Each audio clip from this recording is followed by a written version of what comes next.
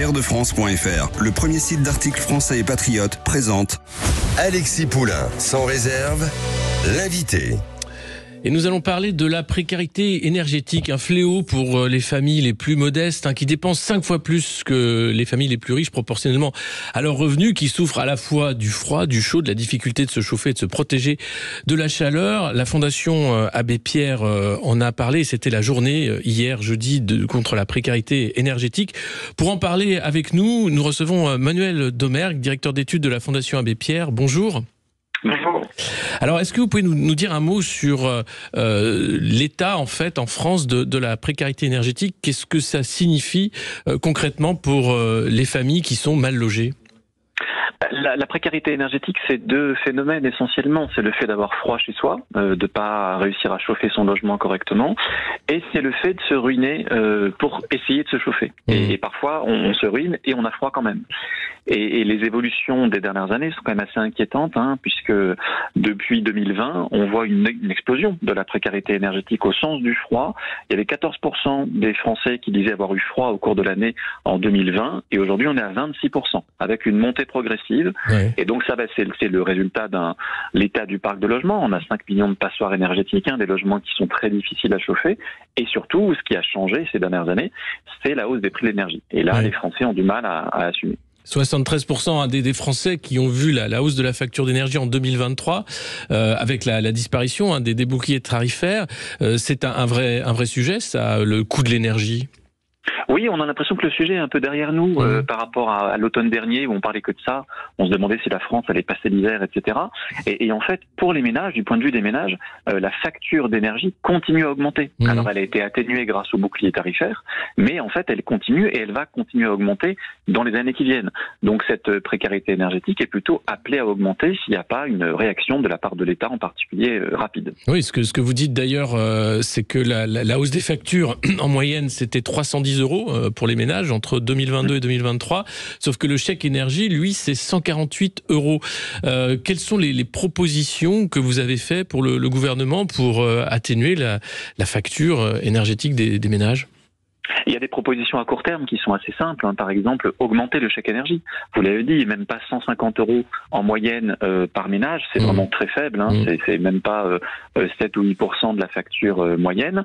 C'est pour les ménages très pauvres. En fait, quand vous êtes à un SMIC et demi, vous êtes déjà trop riche pour avoir le chèque énergie, alors que vous avez du mal à payer vos factures. Donc, il faut augmenter ce chèque. Les années précédentes, depuis le Covid, il y avait eu des chèques additionnels, exceptionnels pendant l'année. Et cette année, en 2023, comme si le sujet avait disparu, il n'y en a pas eu. Donc, en fait, il y a eu une baisse de l'aide de l'État au paiement des factures des ménages, et ça s'est vu avec une augmentation très forte des coupures d'électricité, de gaz, des réductions de puissance. Et donc beaucoup de Français ont du mal déjà à payer l'alimentation et aussi à payer le loyer et les factures d'énergie. Donc il faut que l'État aide les plus modestes. Ça sert à rien d'aider tout le monde, On va pas aider les cadres supérieurs à payer leur électricité, mais il faut vraiment une aide pour les plus modestes parce que ça a un effet vraiment sur la santé des familles de pas pouvoir se chauffer correctement, et ça c'est insupportable. C'est vraiment des milliers de morts par an qu'on pourrait éviter simplement avec un chèque énergie. Ça, c'est la solution de court terme, évidemment. La vraie solution structurelle, c'est d'avoir des logements performants qui ne nécessitent pas de mettre 2 000 € par an pour se chauffer. Aujourd'hui, on parle beaucoup de ce bâti vétuste, de ces passoires thermiques, mais est-ce que il y a un plan de rénovation pour ces logements? Est-ce qu'il y a aussi des procès en cours contre les mauvais logeurs, ces marchands de sommeil qui profitent aussi de la précarité pour loger parfois des travailleurs sans papier dans des conditions indignes? Oui, bien sûr, il y a une politique d'amélioration de l'habitat, de rénovation énergétique des logements depuis des années, heureusement quand même. Et là aussi où on est quand même satisfait, c'est que cette politique monte en puissance et qu'en 2024, les aides de l'État à la rénovation énergétique, pour quand vous êtes propriétaire de votre logement, ce qu'on appelle MaPrimeRénov', ces aides vont augmenter. Et ça, on l'avait demandé depuis des années, donc on est satisfait. Tout n'est pas parfait et puis on verra si les gens s'en emparent réellement et si les entrepreneurs sont capables de mettre en œuvre ces rénovations énergétiques. Mais pour vous donner un exemple, avec les nouvelles aides en 2024, un ménage très modeste qui fait 70 000 euros de travaux, donc des vrais travaux vraiment ambitieux, l'État lui paiera 90% des travaux.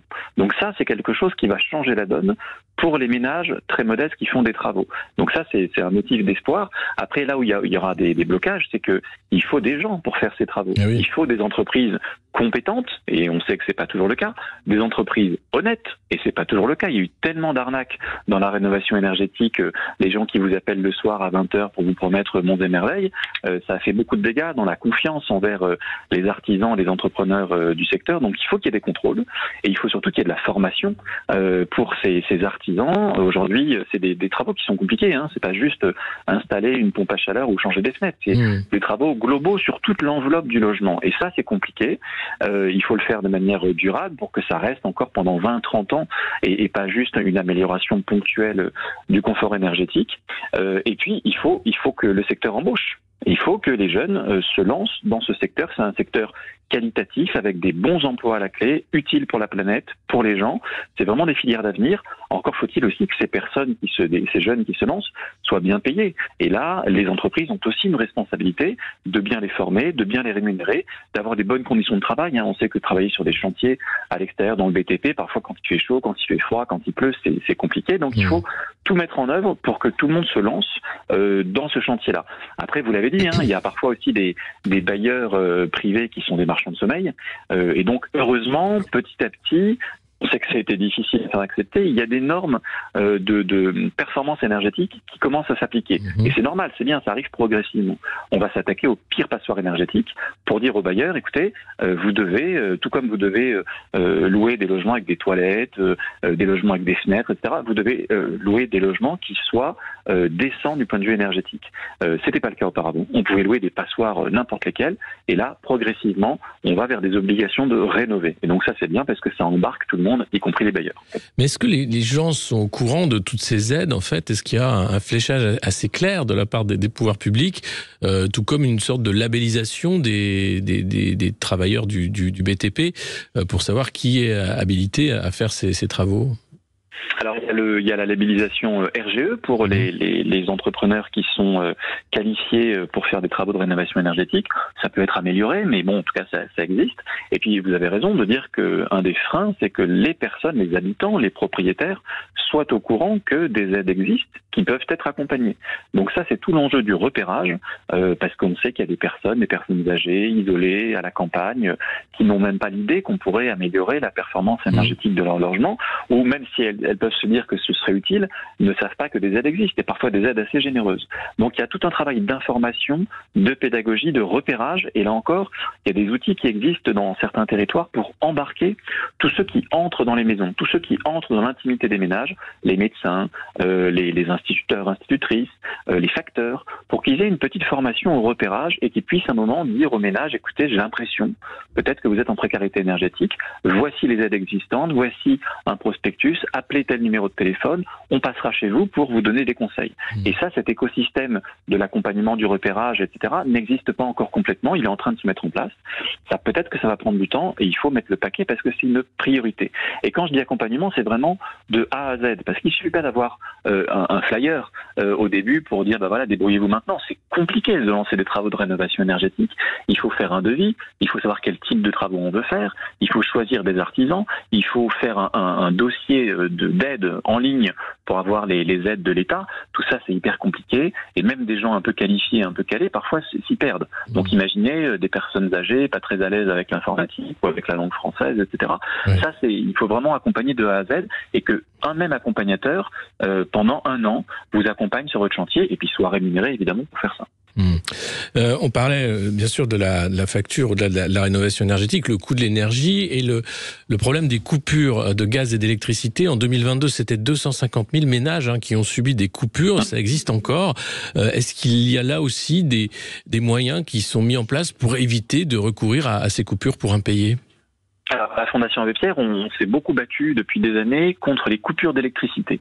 Et puis, à un moment, grâce au compteur communicant Linky, on s'est aperçu qu'il était assez facile pour les fournisseurs d'arrêter de couper les ménages en impayés et de remplacer ces coupures totales qui vous plongent des familles dans le noir, et c'est vraiment dramatique, les remplacer par des réductions de puissance. Vous avez que 1 kVA ou 2 kVA pour au moins avoir un frigo, l'électricité, la télé, l'ordinateur, recharger un téléphone et avoir quelques appareils simples. Ça, c'est une avancée assez minimale qu'on demande au gouvernement d'imposer à tous les fournisseurs d'électricité. Depuis notre campagne, EDF s'est engagé volontairement à abolir les coupures, et donc quand vous êtes client d'EDF, il n'y a plus de coupures, sauf exception. Donc ça, c'est une grosse avancée qu'on a obtenue il y a 2 ans. Ça se passe bien, et donc il faut maintenant mettre la pression aux autres fournisseurs. Je pense en particulier à Engie et à Total, qui ont tout à fait les moyens, évidemment, d'arrêter de couper les ménages qui sont en impayés. C'est pas des mauvais payeurs, c'est pas des gens qui profitent du système, c'est des personnes qui ont du mal à boucler leur fin de mois et du mal à payer leurs factures. Et une coupure d'électricité, c'est un traumatisme, et ça dure pendant des décennies pour les personnes, les enfants notamment, qui les subissent. Comment on fait ses devoirs, comment on se douche, comment on mange ensemble quand on n'a pas l'électricité chez soi. Ça, c'est vraiment une peine d'un autre âge, une punition sociale qui n'a aucun intérêt. Et on peut tout à fait l'abolir, on demande au gouvernement de l'abolir. Donc une loi pourrait être faite pour abolir ces coupures. Déjà, EDF s'est engagé.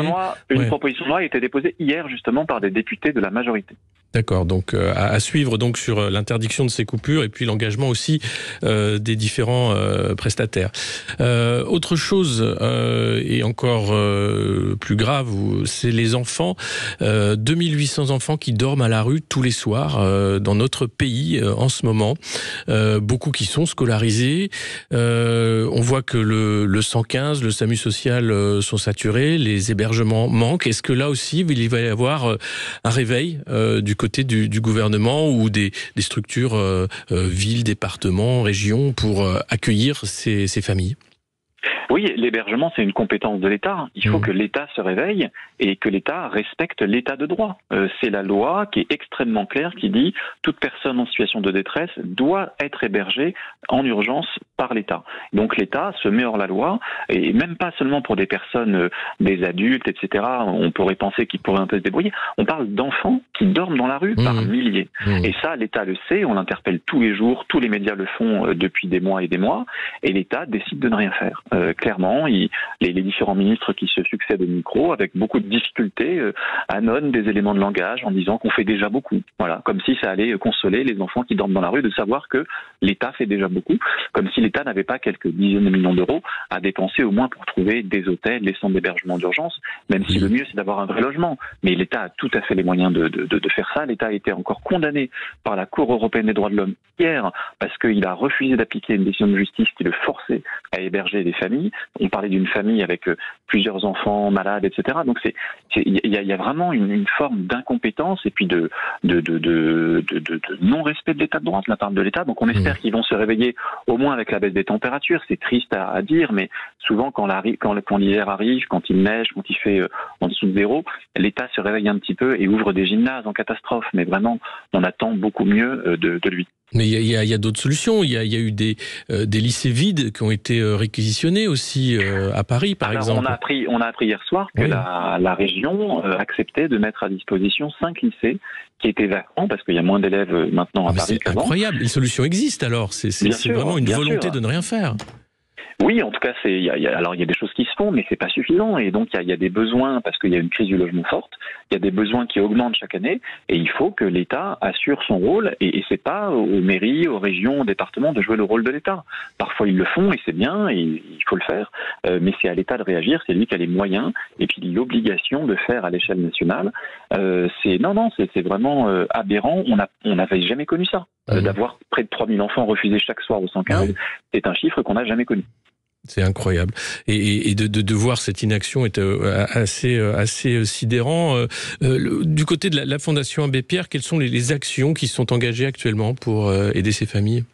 Alors nous, grâce aux donateurs privés, on peut financer en toute indépendance 1 millier de projets associatifs chaque année, un peu partout, qui fait de l'accompagnement au droit, qui sort des personnes des bidonvilles, qui produit des logements très sociaux. Et donc ça, ce sont des solutions pour les personnes. Mais évidemment, c'est pas un acteur privé, une association comme nous, qui peut se substituer à l'État, parce que évidemment, on a 1 millième du budget de l'État pour le logement. Donc évidemment, on ne peut pas faire le travail de l'État à sa place. On peut le pousser, on peut innover, on peut expérimenter, montrer comment faire, mais à un moment, c'est à l'État de jouer son rôle. Eh bien, l'appel est entendu, j'espère. Merci beaucoup, Manuel Domergue, d'avoir été notre invité, directeur d'études de la Fondation Abbé Pierre. On se retrouve dans un instant pour la suite de Poulain sans réserve jusqu'à 13h sur Sud Radio.